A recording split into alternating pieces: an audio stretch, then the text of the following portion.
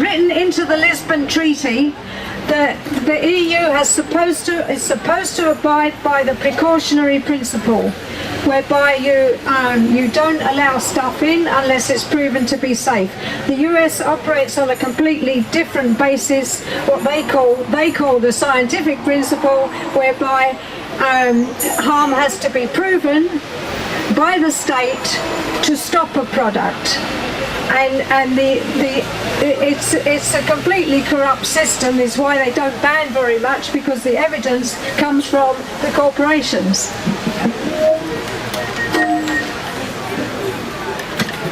So there is a sort of, there's the norm is approval.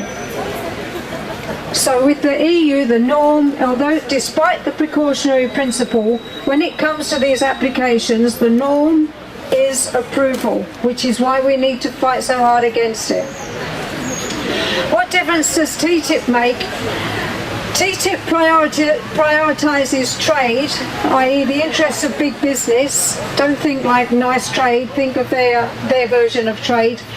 Prioritises trade over all other values. An important part of TTIP is harmonising the regulations of the US and the EU.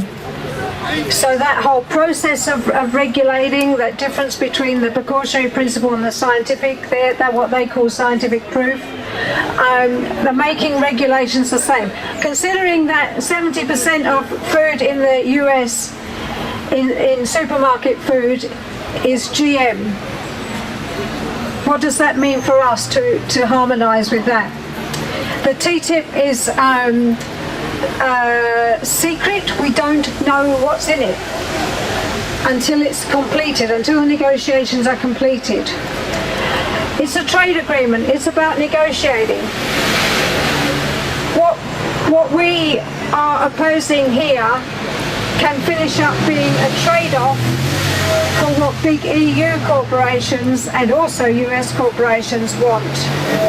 So for instance, there's a big attack on how US states spend their public procurement money, because a lot of them spend it within the state and keep the jobs within the state, etc. And there's big corporations don't like that. They want access to it. They want that government access to that government spending. So a big target in TTIP from the EU side, a big demand from the EU side, is for access to US public procurement at the state level. This could be the trade-off for having GM come into the EU. Another thing about the TTIP is that once it's signed up, you can't develop any further regulation. Regulation is supposed to get better, but it can't develop any further because corporations will sue for any further regulation. Here's some stuff that's happening in the US, which is good news, that there's a strengthening in the US, both of the demand for labelling, because they don't, as Liz said, it's not labelled there at all. And also the corporation Chipotle, did I say that right? Chipotle? Okay.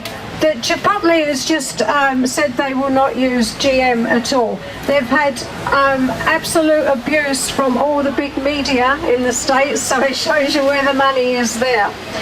But this is the first time this real challenge has come. It's not a massive company in the States compared to others, but it's the first time that this really come out, that they're responding to consumer demand for no GM. So what you could see, what's possible now, is a race between brands to get rid of GM. So this is a good sign that's happening there.